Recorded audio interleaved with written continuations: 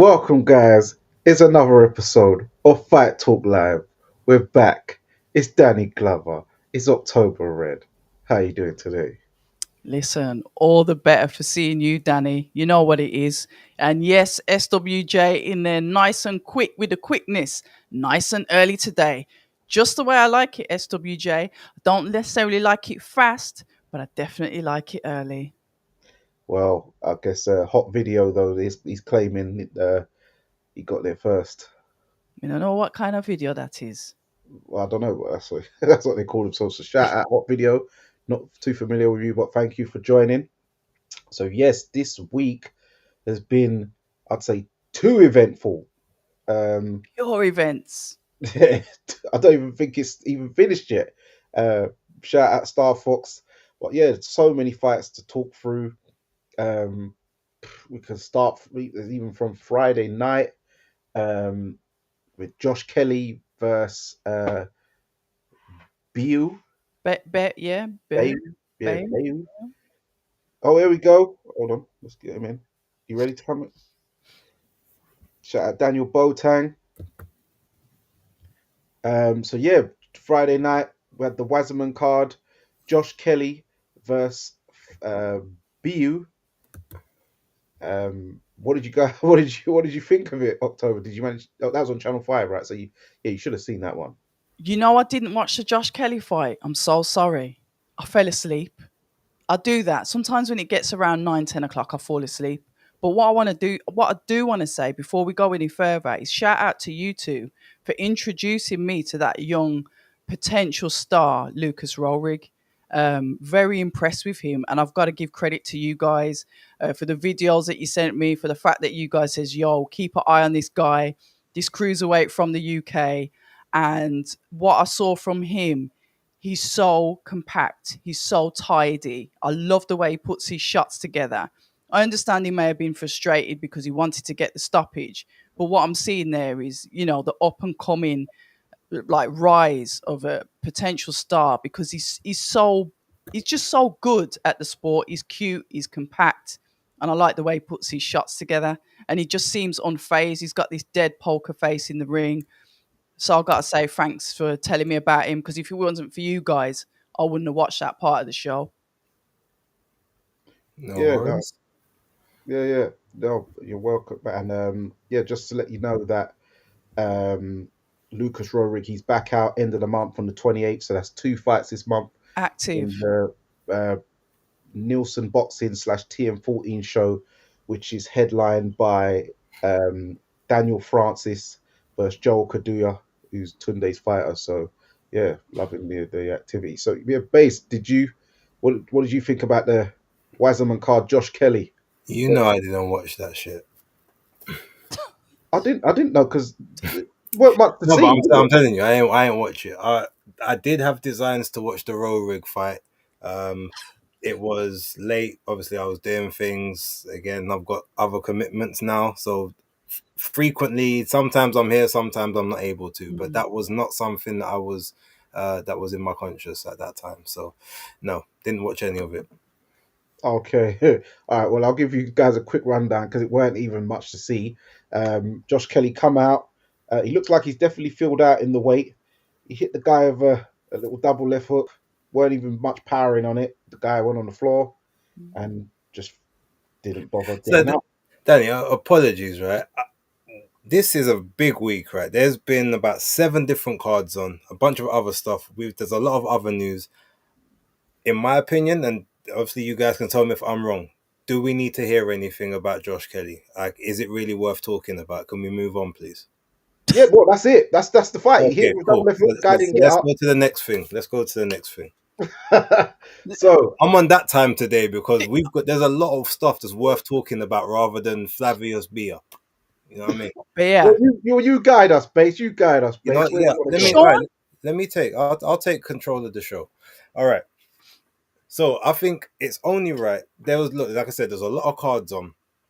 Um, I think let's stick to the main cards, the main topics, the main things that people want to talk about. So first off, let's just go straight to Fabio Wardley, Justice Hooney.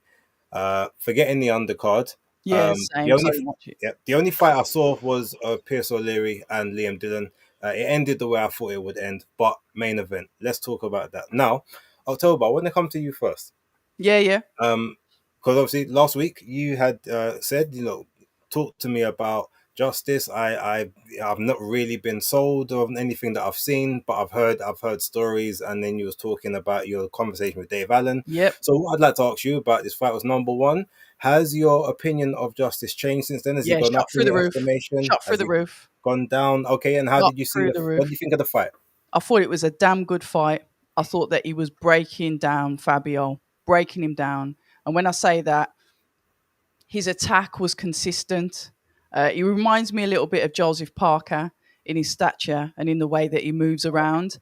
I like the fact that he was swooping under to go on the attack. The way that he was putting his shots together, he's got such fast hands. The way he's throwing his 1, 2, 3s together, he was continuously able to push back Fabio Wardley that was in the fight. There's not, I'm not going to say that my man wasn't in the fight, but he was starting to break him down. Fabio was throwing his own shots. Yes, I'd say 1 or 2 of them were impactful shots. But to me, Justice was the more dominant boxer. He was a pleasure to watch. Dave Allen was absolutely right in everything that he told me on the interview that never went out because there's no sound. But yeah, my opinion of him is shot through the roof. Obviously, Fabio landed that shot clean there, which obviously put my man down on the floor. I didn't do the count. I know I've seen some things on X about the counts a bit ropey, a bit dodgy, a bit quick. That weren't a 10 count. But I did see that Justice he didn't look right on his legs when he got up. So I thought, okay, that's a fair stoppage. Fabio did what he did. I don't like the fact that Fabio's being compared to Deontay Wilder because Fabio can box, has showed that he can box better than Deontay because he doesn't just rely on knocking you out. He can knock you out. That's the difference. And we've seen that time and time again. So I don't like that comparison. I think Fabio, yes, he was losing. He was. I did say the only way he's going to win this fight now is if he gets a knockout, and that's exactly what he did. And that's how you win fights, especially when you're behind on the cards. Credit to both of them. I can't wait to see Justice back out again. Definitely gained a fan in me. I don't know what fights I was watching. Maybe it was just the Lorena fight that put me off. But I've had to eat humble pie with him. Absolute credit. What an amazing fighter. Cool. No worries, Danny. What was your thoughts on the fight? Yeah, I thought it was a very good fight. I know people talk about the Kevin Lorena thing, but you have to remember Kevin Lorena put Daniel Dubois down 3 times, That's and what I'm. Yeah. in most rule books, the 3 knockdown rule, if it were in effect, it would have been all over. So Kevin Lorena ain't a joke. But yeah, for Fabio Wardley, I gave him the second round. Other than that, I had him losing 8-1 going into the 10th. He was taking some big shots all night, left hooks, right hands, and he kept. When I'm looking at him, he's like doing these weird lapsy daisies, like he's losing concentration, just looking at the floor, and he kept dipping down, eating shots, and I was like, Yeah. When he was on the ropes. whether he's on the rope or in the middle of the ring, you just like he just kept looking like he's not concentrating, or he's like daydreaming, and he's just getting hit in the face clean. His hands needed to go up. He kept having his hand low. Yeah. Um, Lead hand low. I am. Listen, Ben Davison. I don't know what he's doing, but he needs to stop this one trick pony thing he's trying to do. This whole bait him in, and I watch all this film study and bait him in, and just throw that party trick over the top. You can't rely on that because Fabio took a lot of big shots. The body shots was really starting to affect him as well in there. And Justice Huni, he hits harder than people think, because when I was there live, the shots was very big. It's a good thing Fabio's got a very good chin. Fair enough. He managed to pull it out the bag with that big shot. But man, he knows that he didn't box well and he's got things to work on. But the defense definitely needs work, because that will become an undoing of him in the end if he doesn't learn to tighten up the defense, because he was taking far too many shots and far too many lapsing concentration shots where he's not even looking at the shot. He's getting hit and not even it doesn't. I don't know if he's even bracing for it because he's not even seeing them coming because he's looking at the floor or he's just looking elsewhere and then getting clapped. But Justice Hooney, very good boxer. His stock's risen in my opinion. Eddie Hearn must be in dire straits, thinking I had this all sewn up. Frank Warren was like chuckling, like I've got you again. It was a great night, sold out. Ipswich Town. That I'm telling you, them streets. He's got that toughness from them streets, man. It ain't a joke. Okay, so look quickly on this one. Obviously, I'll speak about this a lot over the week, I'm sure. I thought the fight played out pretty much the way I thought it would, except I did think that Fabio would be a lot more competitive from like rounds 4 onwards. But I predicted that Justice would win the fight unanimous decision. I toyed with giving a stoppage victory.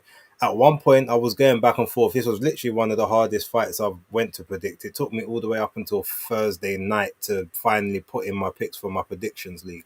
I had Fabio winning TKO in the 10th at one point. I had Justice winning by split decision. I had Justice winning unanimous. I had Fabio winning unanimous. Ultimately, the thing what I thought was, okay, Justice who needs faster feet, faster hands, better combinations, and a lot more head movement. Fabio, I do think he has the he's got the strength, he's got the power and the grip, but he has these very big lapses in concentration. Not only that, he has an awful defense. There is absolutely no way that you can be mid-range to inside with your opponent and you've got your lead hand low.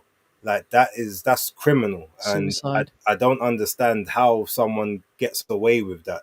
On the outside, cool, it's fine. You keep it there so someone gets fixated. But when they're in the position to hit you, why is your hand down here rather than up here to block your face? Also, his right hand is never by his chin or anywhere high. It's always here. Yeah, This yeah. does this Under doesn't it. protect anything. That can't protect anything. So they really need to, and that's probably muscle memory. That might even be his skeletal frame structure, maybe where he feels comfortable. He's going to have to get uncomfortable because if you're going to be eating those shots, it's lucky Justice is a fast puncher. He's Hmm. probably he's a fast and he's a heavy puncher, probably not a hard powerful puncher. And I think that's obviously the thing that's gotten Fabio through that because there's several times those body shots were getting sunken in and you could see Fabio visibly. He doesn't have a good poker face. When he's hurt, you can tell that he's hurt. And like the difference between him and the Frazier Clark in that first fight, Frazier always kind of looked in control of himself, whereas Fabio always kind of looked like he was in either a panic or a moment of, all right, I've got to get you now. And Justice Hooney was just able to read those tells all night. It was an almost perfect performance from Justice until he then decided to get a bit jumpy when he didn't have to. He could have carried on trying to do the breakdown thing, but I know he probably thought, okay, I've kind of got him now. My output's dropped a little bit, but I've got more energy than him. He went for it, and in that moment, Fabio decided to he got a blessing from the Lord and decided he just threw a shot. I don't even think he really planned that shot. It came out, and then unfortunately because Justice had his whole body going into the shot, it Mm. doubled the impact straight on the chin, right at the point of impact, straight down, and yeah, at that point, no. What I wanted to say initially was when I was watching it live, obviously they didn't show you the full count, but it looked, I saw him up on his feet and I saw the referee wave up. I'm like, I need to see that again. That looked a bit Okay. sus. I then see the footage from the Queensbury account. The referee, I counted, and from what I counted, the referee stopped the fight at like 8.5. Now, Ooh. and that's the thing is, look, seconds, it's not seconds, it's a 10 count. It's the referee's 10 count. I get that. But usually, especially considering in the UK, the rule is, from what I've told, what Lyndon Arthur said and Sonny Edwards has said, you have to be on your feet and ready to go by 8 in the UK. If Mhm. not, then they can waive it off. But if that's the case, you can't be giving someone a 10-second count and then stop it at 8. Like, do your 10 count, give them the opportunity to get to their feet, then assess them. Justice Hooney was on his feet before the count of 10, look in his eyes, I think he was gone. ask, he may have been, but here's the thing, ask, okay, do you want to continue? You ask him, you assess, you have a look, then you decide to waive it off. At that point, my issue is, he's so far ahead in this fight, he can suffer that knockdown and still win. You've actually got to knock him down and knock him down another 3 or 4 times, maybe just to get a draw. Because I had him 9 rounds up at that point, and all the scorecards, there was one of them was 8 rounds, one of them was 7 rounds to 2, and the other 2 were 8 rounds to 1, like what Danny had. So that one knockdown doesn't change the outcome of the fight unless the referee waves it off. Now, in that moment, the other issue I had is the referee's count was extremely fast. Like I've seen the video multiple times. He picks it up obviously from 5 from the timekeeper, but it's like 5, 6, 7, 8, 9, done. Like how is the guy supposed to get any traction there? And even then, all right, let's say he's really badly hurt, and then he could potentially get hurt by Fabio. That's fair. But we're in the 10th round. Fabio is spent. He's basically out on his feet. He can't really move. So what's to say that he can muster up a big onslaught, to a big barrage of punches to come in? He could barely throw that one shot he threw. So I feel like with all of that together, you allow Justis Huni the opportunity to at least have a look to see, all right, are you okay to go or not? I just think it was a case of, and I could be wrong with this, but I think it's a case of, look, Fabio, obviously, he's the hometown guy, he's the Queensbury guy, it's a Queensbury show, it was a nightmare on the cards, like he's losing badly, bang, oh, okay, well, let's see, can we, okay, yep, cool, we can wave this one off. Because I think if it was Fabio that went down, I don't think the referee would have been as quick to wave the hands, or as quick with the count. I think it would have been a little bit slower, in my opinion. But yeah, outside of that, he did what he needed to do, so it's no slight on him. But that defense needs working on. 100%. Those tactics need working on. 100%. Maybe that the Ben Davison factory isn't ultimately right for him. Maybe he needs someone that can actually teach him the proper fundamentals. Ben Davison might be a good person to devise a game plan, but in terms of the raw fundamentals, Fabio looks like he's actually regressed from previous fights. He wasn't getting as hit that much in fights post 3 fights ago. So again, he made the comparison. I've only got to be special for 1 second. That it tells me. So when they talk about the Wilder comparisons, he brought them on himself, and he didn't set up anything in that fight. Every time he threw a shot, he was throwing a shot for that one knockout. He didn't try to break anyone down. He didn't try to set anything up. So to me, I think he is starting to rely on his power, believing that that's the one ticket, and that's not what he needs. No, it if he's isn't. going to progress to the next level. Because guys with more power, more speed, or even just better timing than Justis Huni will take him out with the amount of shots that he took in that fight. It's a conversation that we need to have with him, because I don't like the Wilder comparison. I understand when he said that about, I just need to have that one shot. And Dillian Whyte told him to calm himself when he said that at the press conference. I remember that, because he was like, stop talking. And that's a conversation I'd like to have with Fabio. But I don't seem like Wilder, because I see Fabio as having more skill. But I definitely agree with you about the defense. I was trying to listen into the corner advice, and the corner advice is limited. Very limited, as in the instruction that was given. So I'd be interested to hear what his actual game plan was, and what their film study was, because mine was very minimal and I had my own preconceived ideas about Honey. But if they're the ones in the gym with that detailed film study, they should have seen all of that with Honey. They should have known really what he was about. And I think Fabio spent far too much time on the back foot. And he allowed Honey to pressure him. But good fight nevertheless. He got the win. Happy that he got the win. Commiserations to Honey, but I'll definitely be keeping my eye on him. Definitely. Right. So, again, a lot of cards going on, but I think the only place to speak about, just before we go to another main topic, which we're going to be on, the card that just finished, in Australia, Jai Patai versus Claudio Squale. Now, we're not going to talk about any of the undercards. Shout out to Conor Wallace, who got his victory. I'll be chatting to him again soon. But Jai Patai versus Claudio Squale. Now, I'll start this one. I said previously on one of these, looking at all of the names that was in the IBF rankings, why they decided to go for the number 14 guy that absolutely nobody's heard of, when there was much better opposition further up the card, including Leonardo Mosquera, who Scary. people would have just seen recently because of the Chev Clark fight. Yeah. Mateus Masternak, Michal Sislak, Yves Ngarbu. There was so many people that even other people that maybe just spoke English that you could have made an event out of. I just feel like they basically, yes, it might have been a keep busy, a marking time fight until you can kind of go and get a unification. But I feel like the people in Australia, maybe they didn't care. Maybe they just want to see Jai knock someone over, but they deserved a better fight.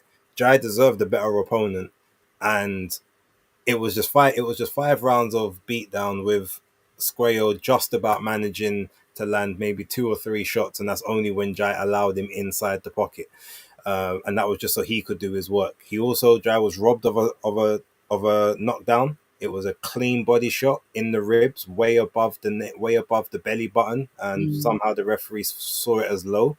But yeah, other than that, it was business as usual. He's now stated, look, that unification has to be next. He said he's going to call out Zerdo if he beats Dorticos in a couple of weeks. So generally speaking, when I can't really ask you to talk about the fight because there's nothing really to talk about. But what do you think of the potential matchup between him and Zerdo Danny? Yeah, but it's a fight I've been looking forward to. It's a fight I've been wanting. Yeah, I like the way Jai called him out. He said, "But the man's not here to defend himself because the guy was trying to instigate. Oh, is he running from you? Is he ducking from you?" And he said, "I don't want to. He's not here to Trash defend talk. himself, but I want that fight. Like you got to see me." And then his manager said, "Listen, we got to go over there. And I know Jai wants to be respectful, and he's all about respect, but sometimes you have to call him out and dog him, and that's why he's going to go over to his next fight and call him out. But yeah, I see Jai Opetaia winning, but it will be a good fight because Zerdo does have a good output and he has got good durability. He's got got some fat cells so he can absorb shots. Um, but yeah, it'll be. I know it's frustrating that this Sequoia guy, is a nobody, but out of all the champions and stuff like that, fighters these days, do you just want to see them fight once or twice a year in big fights, or would you sometimes want to see them in showcase fights just to keep them ticking over? See, just so you're seeing them. But what it is, I noticed that what Jai is doing, even though he's smashing up these guys, and people are like, "Oh, but you're banging over nobodies." What it is it's like people are waiting to see some kind of slip against these nobodies, and because he's knocking them out and dealing with them so devastating, I think he's putting the frighteners on him because he's dealing with these brothers like viciously. Yet there's no lapse in I'm overlooking this person or I'm not treating this person. He said it in the little preview videos. He was saying he's like I treat everyone the same, and I've got to deal with everyone like equally, and that's what he's doing. And I do feel that some of these champions, the way they talk a good game, but I don't think they're really willing to get in there with him. I think they want to try and get in with guys like Badu Jack or some other champions. They don't really want to see Jai. But Zerdo, he's gonna have to, and Oscar De La Hoya, you're gonna have to fight him, man, because you can't run forever, unfortunately. So yeah, I'm looking forward to that one. I hear that. October, not even about the fight, but what was your thoughts on the possible unification if it happens next year? Yeah, I like it. Hot Video's quite rightly pointed something out that I had forgotten. Malik Scott's a trainer of Zerdar Ramirez. One of his Um, assistant, yeah. okay, one of his assistant trainers. Yeah, I remember seeing him in the corner now. So good spot because I'd forgotten about that. I do like the fight very much. I think Zerdal's a very good fighter as well. Um, but the thing is, Opetaia is somebody that can turn up the heat when he chooses to. Then he can drop the pace. Then he can turn the heat back up again, which is what makes him dangerous. I do agree with you, Base, because I didn't know who the opponent was, but then I do agree with Danny. He's got to get out. He's got to be active. He's got to obviously stay where he is, push his position, and even some of these fighters, I bet he might have approached them and they might have turned him down. We don't know any ins and outs of that because I don't have Jaya Patai as a fighter that turns down opportunities. He's very targeted. All he kept on going on about is, I wanted to get through this guy because I'm thinking about the unification. He's extremely focused and extremely targeted. So I think if anybody approaches him with any BS, maybe even tries to hustle some more money out of him because of his credibility and who he is as a fighter. He'll just be like, just get me someone that wants to fight. I don't want to know. I've got my path and I'm going to stick on it. I look forward to the fight between them. I like the fact that Joe Apatow is trained by his father. I like that there. I like the fact that he's got that bond, and I think that bond makes him stronger mentally in the ring as well. Roll onto it. I like the fact that he said, "I'm not doing any trash talking," but then his manager Mick Francis, sends us all the messages all the time. He's like, "Yeah, well, we're stepping over there. We're going to go to his door and we're going to knock the door while he's there, rather than stand over here and talk about it." And I like that because it shows resilience and ambition and that focus, that target. That's what he wants, and he's going to go all out to get it. So yeah, I rate it. Good stuff. Good stuff. Okay. Very quickly, I just want to give a shout out because I didn't get a chance to. I saw it a little bit while I was watching the Justice Huni fight, but Callum Simpson and Ivan Zuko. Callum Simpson, I got knocked down twice, once in the first and once in the fourth round, I believe. But he managed to stop Zuko, I believe, in the 11th. I was watching a bit of it, but I had to use my phone for other things. And Justice was on the TV. I mean, Fabio and Justice was on the TV. So yeah, just a quick shout out to him. Obviously, it seems to be the end of Boxer's current deal with Sky. He was saying initially that they had a big announcement. Apparently, there's an announcement coming in a couple of days. I don't know if we watched that show because I think we were all focused on the DAZN show. But generally speaking, just Danny, your thoughts on Boxer and I guess their run with Sky and how things have transpired and what they do next.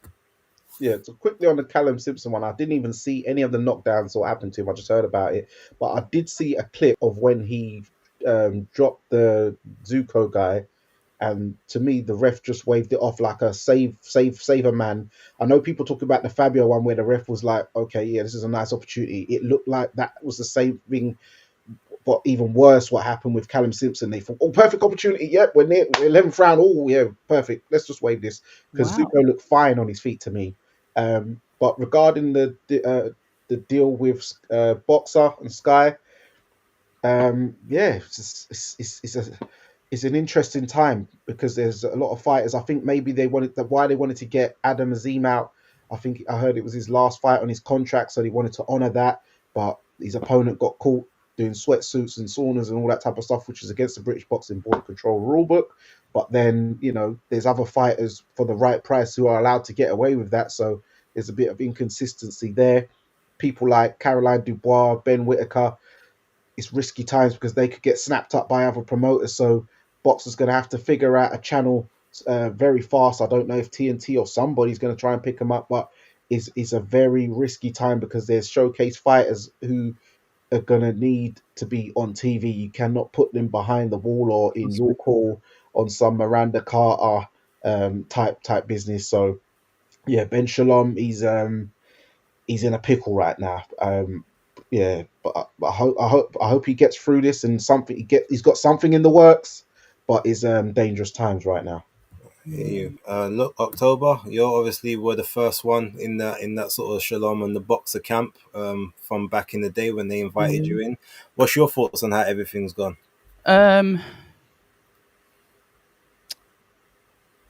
Right, how it's got. Okay, it's probably could have come to a better end because if it was successful, the proof would be in the pudding, and they'd be signing another lucrative deal with an extension. So that speaks volumes for itself. They had a budget. I think it's been written about potentially £36 million, which they had to spread over the 4 years, I believe. Business decisions, signing things, signing fighters, budgets, just basic business acumen may have cost them that because they started off really well, putting on some glitz and glamour shows, doing a lot of stuff, and then it started to phase out towards the middle and the end.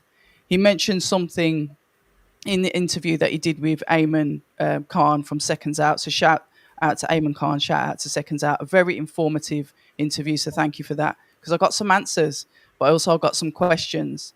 And one of them was that basically Ben was complaining that other promoters were given a bigger budget than him. He also mentioned a possible second phase, which could include Sky, because he said he's still in negotiations. It hasn't come out that they've definitely said no to him. He is in negotiations with them, and there's going to be a big announcement. It's either one or the other. If it's going to be a big announcement, is it going to be with Sky? Because you can't be in negotiations with them and have this big announcement on the cusp of your tongue with another broadcaster. So it spoke a lot of volumes there, which basically says to me nothing's set in stone. If he does retain with Sky, could it be a smaller amount of fights? Are they going to recruit more boxing shows? Say, for example, TM14, are they going to get a Sky Sports boxing slot? Is it going to be like that? And each of them start to divvy up who gets what week, whatever. Or, potentially is he going to go to TNT? I hope not, because I'm not paying for that subscription again. I was quite happily cancelled that subscription when Queensbury left, and it was fantastic because they were all on DAZN, and then it leaves it there. Is, Ben Shalom going to go to DAZN? I don't see why not. GBM Sports there. Queensbury, Matchroom, obviously, there from the beginning. So we'll see how it goes. Is he going to lose his fighters? I was quite surprised there that you mentioned Adam Azim is potentially, but that was his potential last fight, but he hasn't had that yet. So that extends over, maybe, unless there's a time limit on it. Loads of answered questions, but loads of unanswered questions. They have got some good fighters. They have got fighters with potential. Will they want to lose them? Of course not. So, like Eddie Hearn said, I think it was on IFL TV, to shout out to them, said it was big boots to fill. And to be fair, we've given him a bit of stick. There has been that, but it was big boots to fill, and he was just basically never going to fill them. So we'll see what happens. Okay. And look, I think one of the issues he may have is that a bunch of these fighters supposedly have in their contract that they have to be on TV, and I think it's actually signed that they have to be on Sky. I think that's in their deals. So imagine if that Sky contract doesn't, if it ends up not being the case, now these guys can legit walk away because terms of the agreement has been violated. I've heard that Sky are looking at doing sort of one-offs and like just basically seeing what cards they want to make and then signing off and okay, yeah, we'll give you this card or we'll give you a amount for this card. But outside of that, they, from what I've heard, they're not willing to commit to an actual full-blown schedule like they had before. So look, it's tough times. I mean, Caroline Dubois, if she's got the easiest path because she could just go to MVP. They'll definitely take her. 100%. Ben Whitaker, likely, that Matchroom connection was there from the start. Callum Simpson, I reckon, would end up on Queensbury. See, I can see him going to Matchroom, I don't know. I don't think they've got enough investment in the 168 division. Okay. Basically after obviously what happened yesterday, now obviously you're fighting for the European title, but sort of getting dropped twice against a guy who's had 21 fights, but 17 of them have been 6-rounders. It doesn't necessarily look that good on you, kind of thing. So, Lauren Price MVP as well. Yeah, more than likely. And Carrie's Heart in Store. I think she'd probably end up going more like one of the. No, I think she could end up on like a Wasserman or a GBM, Carrie's Heart in Store. Serious? Yeah. I think she'd get a lot of work that way, and I think that remember those lot, they do a lot of cross promotions, they do a lot of collaboration because they don't have necessarily all the big platforms themselves. But look, either way, his whole roster is in jeopardy. Or the roster of the top names, that everyone else, like they'll be where they are, innit? What do you think will happen though, Base? Because I get what you're saying, and like the vultures will be out for the for the cream of the crop, the rich pickings. Mm-hmm. But what do you think's the more than likely outcome? Because I was convinced, like you said, about Sky giving them certain slots and potentially introducing other promoters on board as well. So we got week in, week out, or month, whatever. Do you think that's the more likely thing to happen, or am I just like, I don't know, hoping that they stay with Sky? I don't know. I'm trying to see if I've got a bias head on it. I think that they will kind of try and do a case by case basis. But the problem with that is if you do that, then you have no way to build a schedule. Look at PBC with Amazon Prime. They did 5 shows last year from going down from like, I think 17 or 19 shows the year before. purely because Amazon were deciding, okay, well, we'll give you a slot for this one, not for that one, but everything had to be pay-per-view. Yeah. All So right. if Yeah. that's the case, I mean, but if you look at it, let's be honest, like GBM right now is on the zone.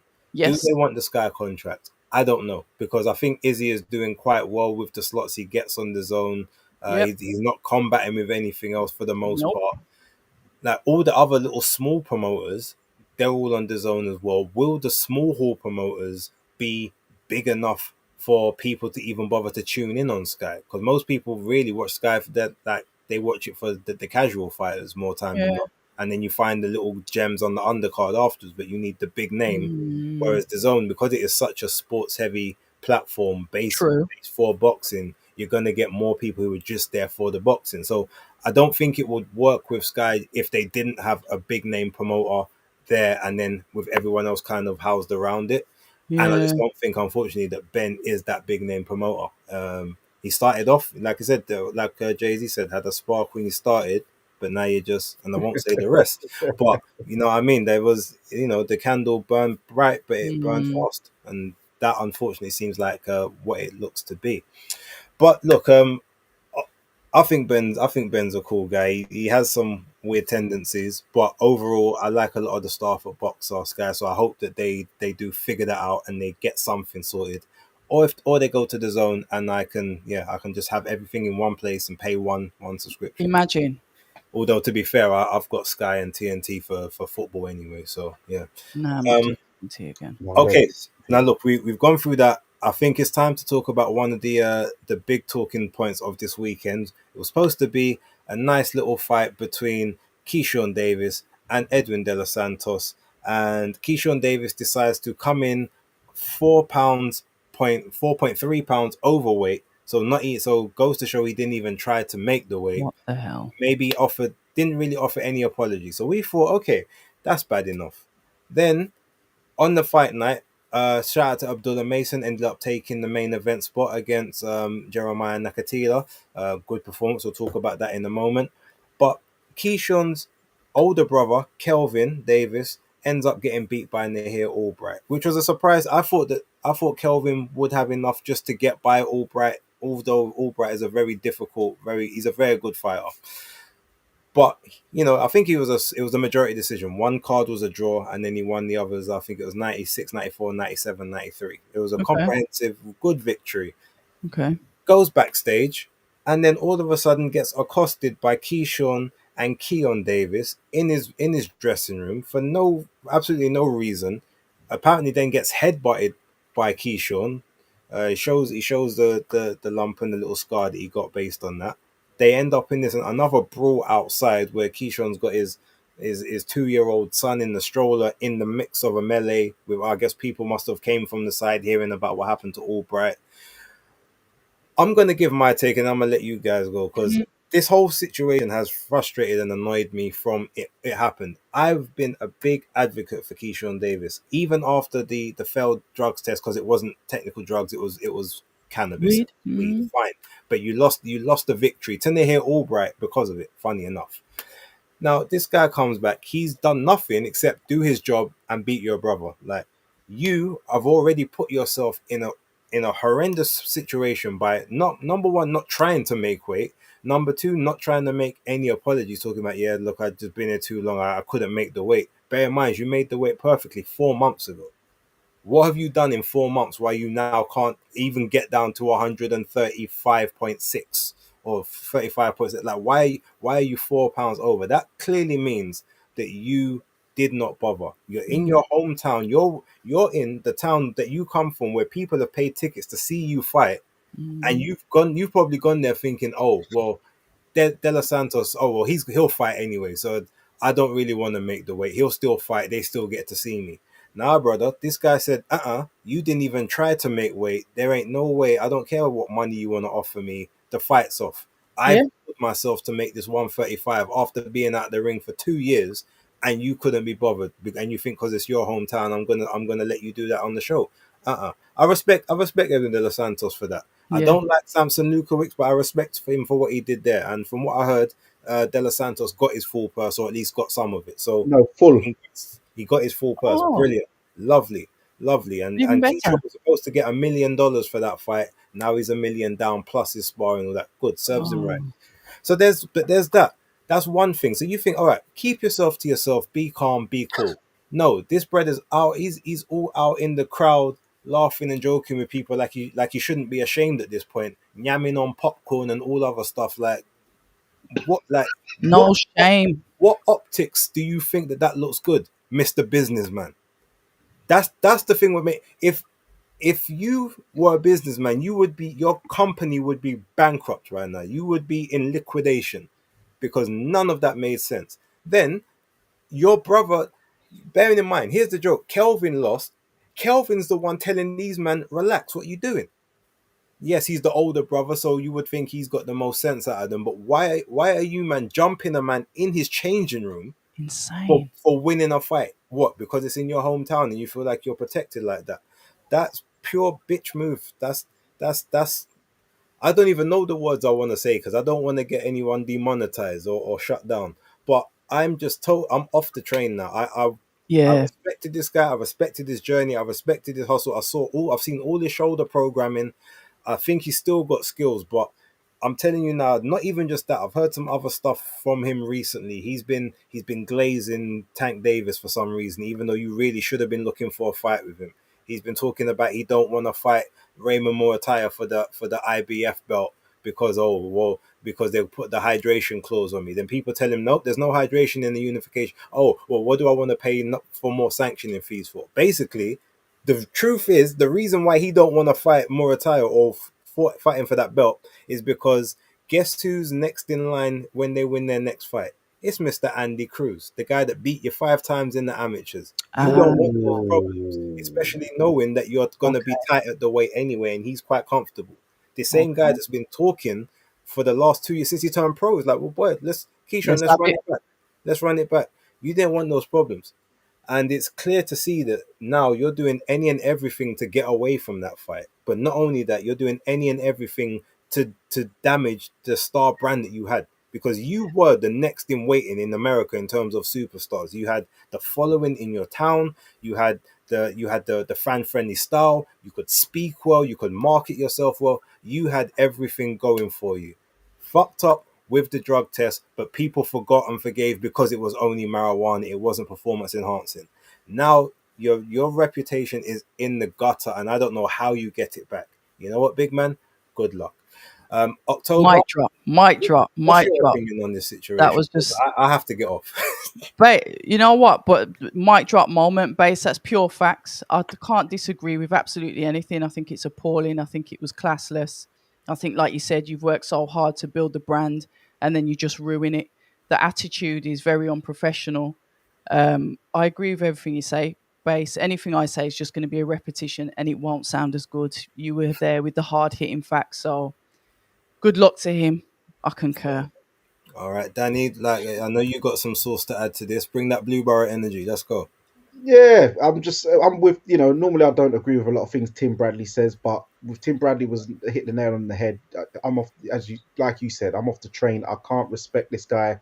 It just goes to show that that family, they can't beat him in a fair one. Um, one way or another, they cannot beat him in a fair one. So they've got to, take the weed, even though minor, but still, you got it's a banned substance. Then your big brother gets beat by him. Then you got to jump him 2-on-1 in the changing room. It's like, so you've got, like, he's got something on your family now. So this, but I just think he's a punk, especially as you've got your child even in the arena. You should be on dad mode. You're not even fighting. You ain't even got a fight, and you're there brawling like some hoodlum. Like, come on, you've got to stop this like narrative where you want to give, oh, you can't take the hood out of me. Like, come on, you're meant to be a businessman. It's about branding. You're with Bob Arum. Surely Bob Yeah, Arum's got to do something about this. He's you got to know get rid of more. this. This is not good for his business. He shouldn't. I don't think Bob will want to be associated with people like this. Keyshawn, I don't know. I'm fair enough. He's done the weed thing. He's failed weight, which is disgraceful. But I need to know what's up with these snack programs. What's in his snack? Is there something in that snack?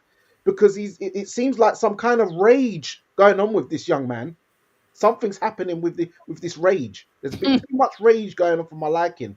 You know, he's talking about, oh, I tried to make weight the morning last night. No, you didn't, because you would have known from your check weigh-ins from how long ago, or if you was getting tight or not. And I don't think he was really tight, but I didn't even realize that Andy Cruz and Nah, them kind of guys was hot on his tail, Muratala, and that was on his heels, nah. and he's, you know, licky with Tank Davis. So now I'm thinking this whole ploy of I can't make the weight is duck. I can't make it, so I've jumped up to avoid. So now, thank you for that base. Now I realize what this really is. He is just ducking smoke, and now he's trying to do some 2-on-1 Russian breaders. Like, come on, this guy is not serious. He's not serious. He's not serious in the ring or out the ring. I just think he's a punk. He's let down the whole of Virginia. Yeah, he's just a donut. Yeah. And the thing that makes it, I mean, look, he was going to have to move up. He is a very big 135. I get that. But like I said, if you made it 4 months ago, there's no way that you can't make it by at least, you know, if you're going to be 136, okay, cool. But 139 just tells us that you didn't try. Yeah, Anyway, And Abdullah, the way he went on at him at the press conference was really weird. and I didn't watch the Yeah, press. I he was heard about it after, but I didn't see it. Yeah, I it's saw it. He's weird. probably trying to stick it on him. Like, Yeah, just like why are you doing that? What's the But point? I know That you- Abdullah called him out. He said, "Look, I want to fight. I'm Yeah, up in the but WBO rankings. I want to fight him. I get all of that, but clearly, he even was picking beef from there, man. if you remember from the what's it called, the thing he did with Andre Ward, what's it called, all the Art of Ward. Art of Ward, that's it. Yeah, the Okay. podcast. He was saying, well, you know, Abdullah Mason's a good guy. What do you think about that? And he's like, he ain't ready for that fight. He goes, yeah, but you say you want to fight you. So what's up? He goes, yeah, but I said I wanted to fight Devin Haney. I knew I wasn't ready at that time, but you know, you say what you say. I'm like, okay, cool. So clearly that's why he's tried to do the big bro kind of thing with him. But yeah, look, like I said, Abdullah, he's a fair one. The Fabius, what they call them, the Mason Five, all of the brothers, that whole family. I've seen, the way that they live. They do their prayers in the morning. Everyone very respectful. Abdullah Mason is, I feel like he's the last hope.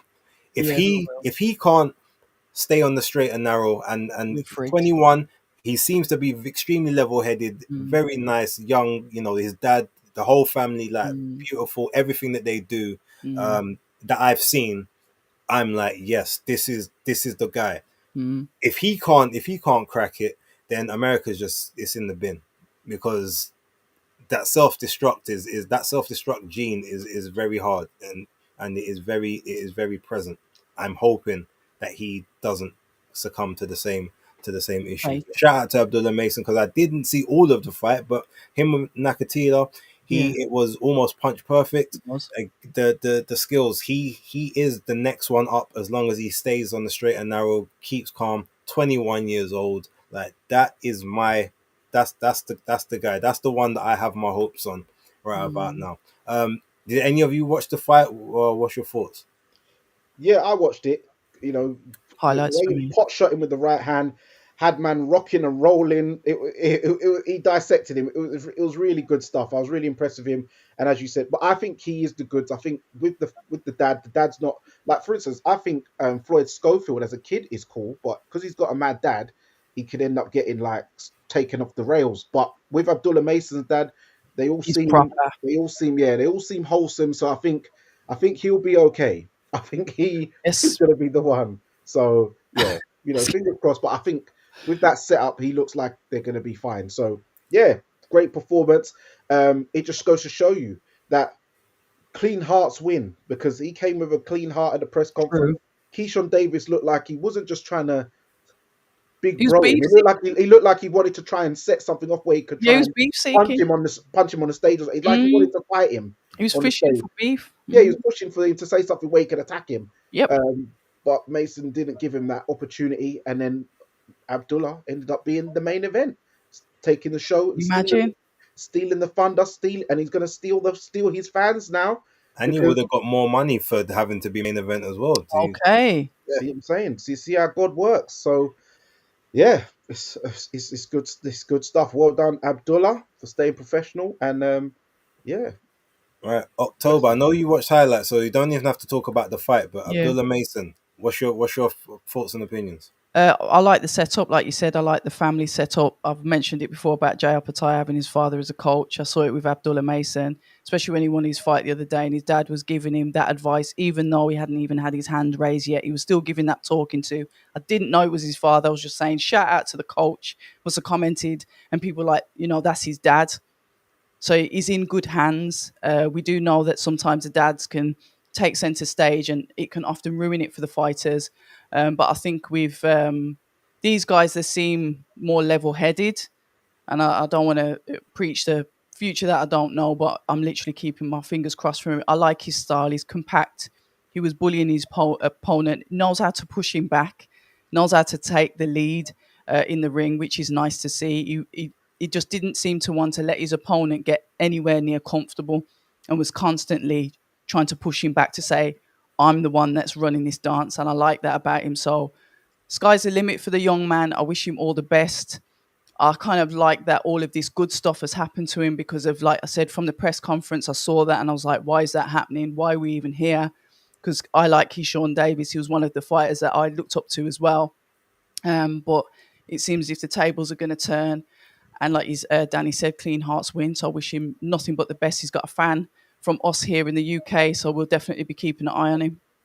Absolutely. Okay, good stuff. And oops, one sec. Let me move this over. Reason being, so I think now we'll end it with the news that kind of came out yesterday with Dillian White and Moses Atalma, which is funny because Nelson Heiser, or Hersa, apologies, I say, yeah. he called out Moses, said, look, I want to fight Moses next. Make that fight for me, 40 years old. I think I did speak with you guys previously, and also I did a video where I was talking about heavyweights that Matchroom should have looked at to try and build their roster, and he was one of the I people that I spoke remember. about. Yeah. So it's funny to have now Frank, because obviously someone has seen that video and decided to, all right, let's Let's you know, get him. he's unbeaten. I remember you mentioned that name because I didn't know who he was. Yeah. So look, I mean, he was fighting Patrick Corte, so you can't take too much of that. He's got the height advantage, he's got the speed. Corte very slow, cumbersome, a bit like Squayo. You kind of could see the shots coming a mile away. Okay.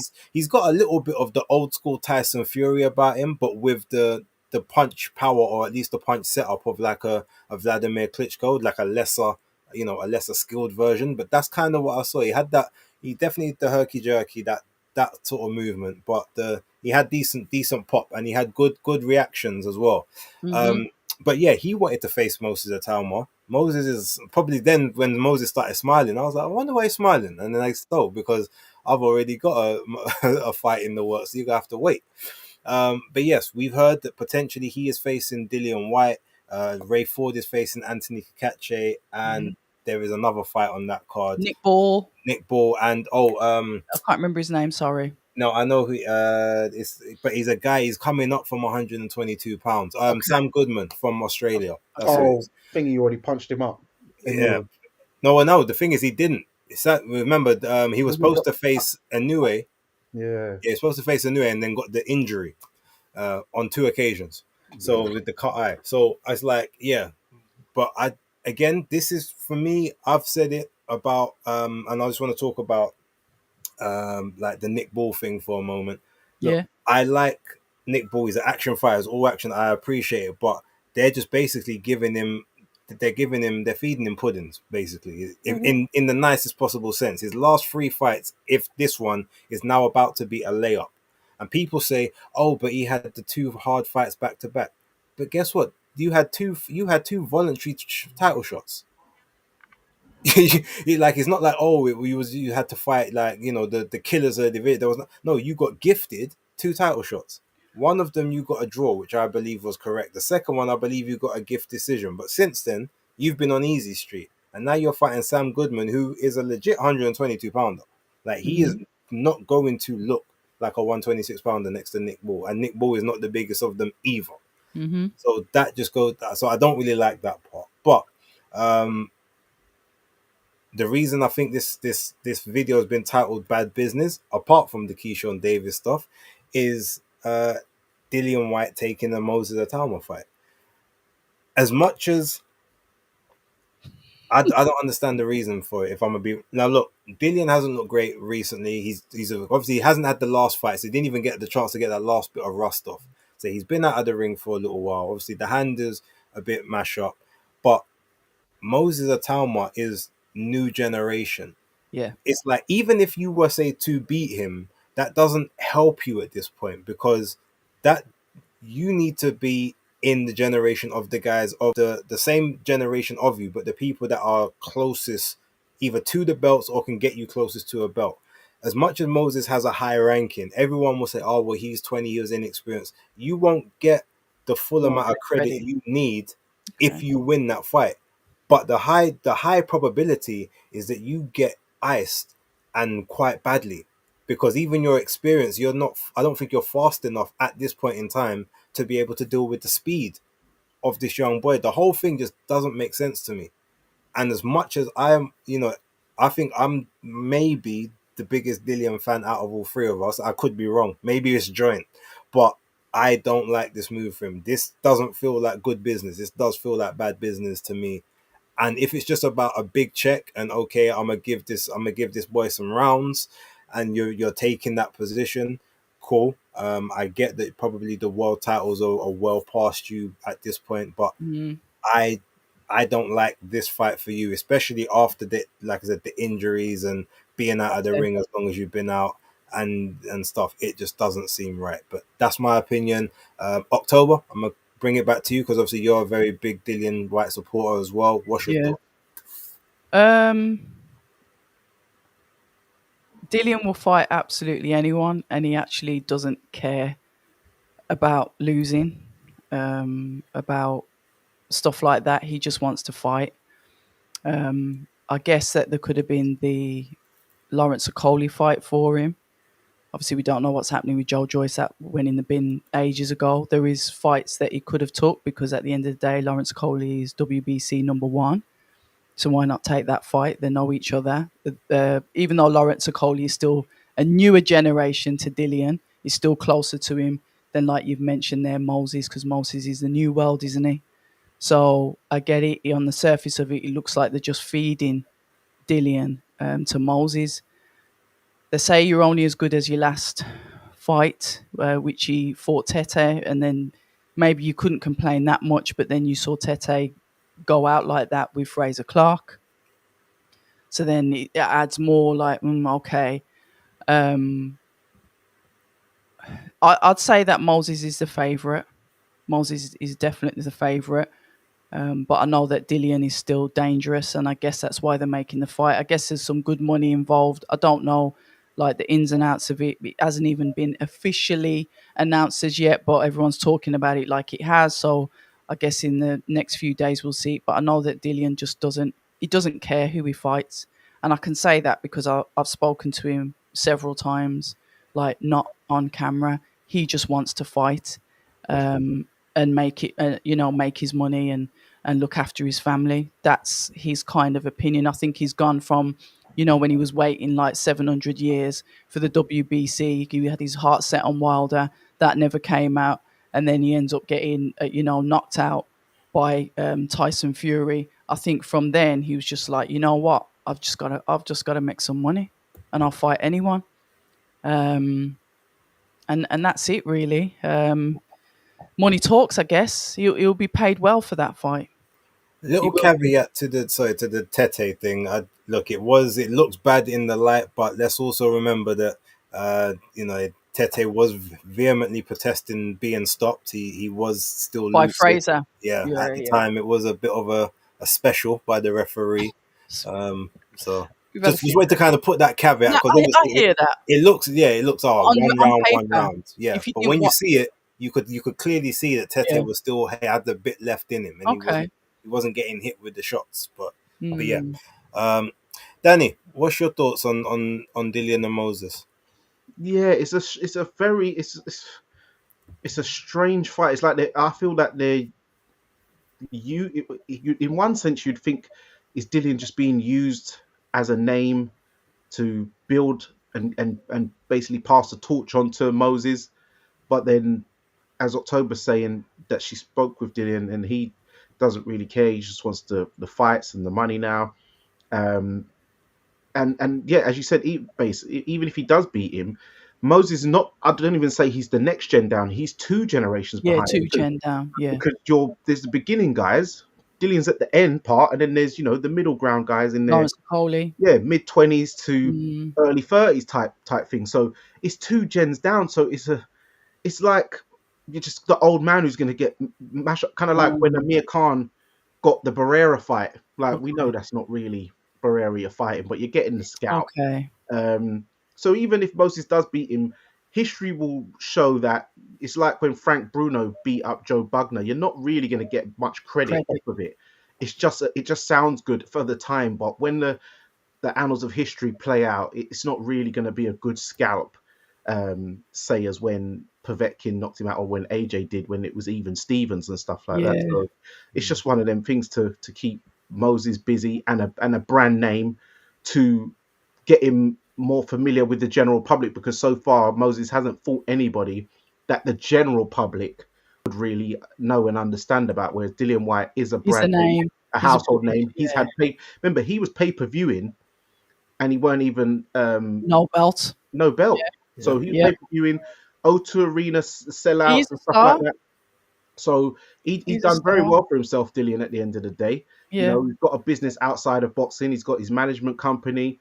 He's Mhm. got his gym in Portugal, which I think could be a great setup for fighters in the future, where instead of going out to Marbella or Tenerife or Fuerteventura, they can go out to that place in Portugal. Portugal, which is Mm. just down the road, nice and hot and stuff like that. And they can use his facilities. I'm sure he knows how to train well, and I think he'll make an epic trainer. I've said this already. yeah, so I don't think he's gonna really to be bothered. He knows that, yeah, Moses, if you get me, you're only beating the faded version of me anyway. He seems like he's a realistic guy, and yeah, It's maybe not it's a full great. blown though, is it? Even base, even back. Do you think it's a full blown that he's going to lose? It's not a full blown, but No, it's not. it's a very likely scenario. Like Yeah, I yeah, can't lie. If All right, I know. punch, no punch. I don't even really give him a puncher's chance. I think he would have to control the fight, make it early. Like he's not gonna. I don't think he'd win on knockout. He'd have to be like control it. But ultimately, if I'm being real, I don't do Yeah. predictions before the time because All right. obviously it's my content. But I could only give him about between 15 to 20%. Serious. And that's just because it's not even because he's got the mind. His mind is sharp. Yeah. He's got the experience, Yeah. but the legs ain't good no more. Oh, yeah. Not for someone that's 20 years old that has been fighting at since they was like 11, 12, has been Yeah. fighting at a lighter weight. So Moses has got that natural middleweight type movement, and then he put size on top of it. Yep. Whereas Dillian started fighting later on when he was already a big guy, True. a big man. So True. it's different dynamics, and obviously his legs ain't been good since he realistically got shot in one of them. Like Yeah. there's a lot going on in that situation. Yeah.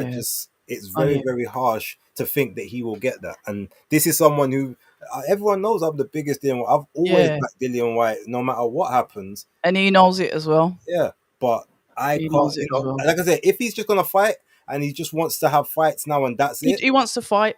If it's just that, you know what, get your money, big man. But if it's a case of you actually want this fight to then lead to something else, it doesn't make sense.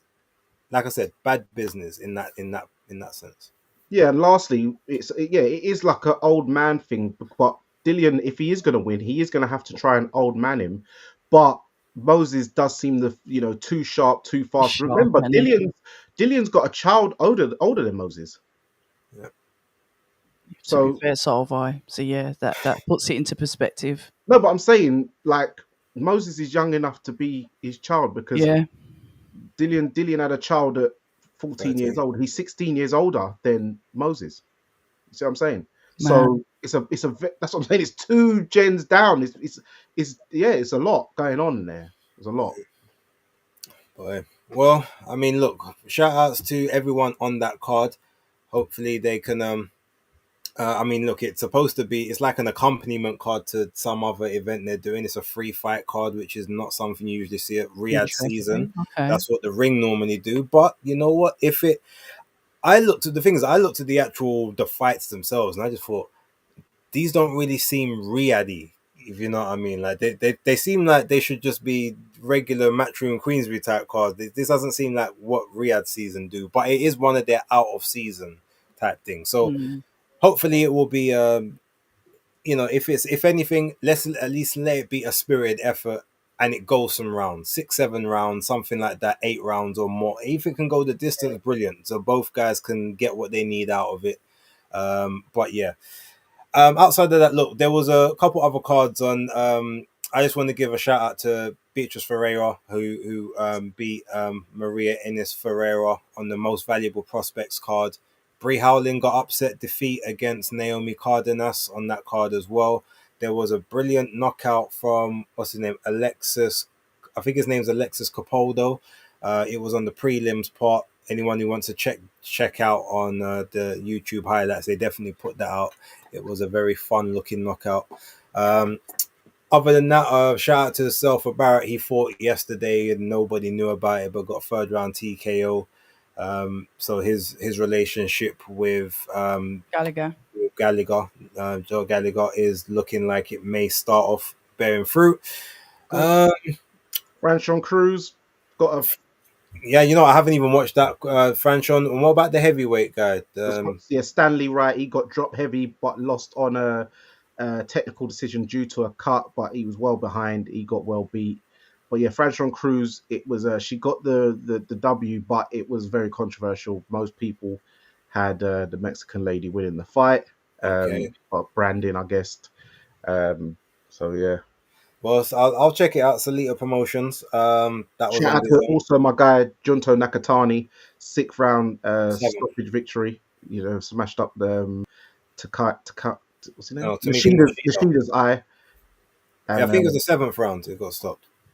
okay, I thought it was the 6th. But yeah, so yeah, dealt with him. And Didn't get a chance to watch that one, but I will be checking it out. Yeah. Oh, also Hemp. What's his name? Hemp Hill against what's his face? From the, it was on the card, the boxer card. Um, what's his name? Tony put it in the chat earlier. Oh, let me see if I can find it. The American guy, the former big amateur. I know someone else will probably put it back in, but here, Jeffers, Mark Jeffers versus Sean Hemphill. Apparently, he said that fight was a real barn burner. I only saw a little bit of it, so anyone who wants to check it, feel free to do so. But I think that's pretty much the main topics that we've got. Is there anything else that we've missed that we want to bring up? just lastly, rest in power to James Cook. Yes, of course. That's the second, Jamaican uncle of ours who we've lost this week, unfortunately.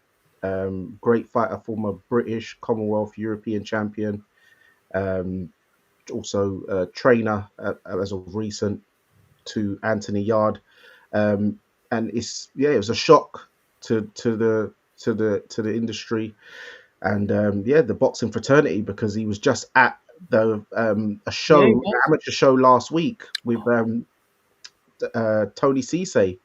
And he looked fine in the pictures. I saw him with everybody like Wayne Alexander and Derek Williams and stuff like that. So yeah, it's very unfortunate.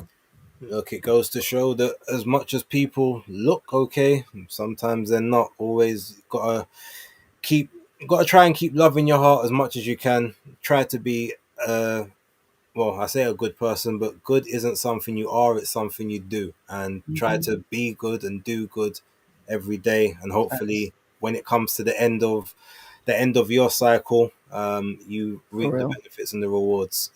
Yes, rest in eternal power, Mr. James Cook, and also Mr. Mike McCallum. Jamaica's taken a hit this week. It hasn't been nice.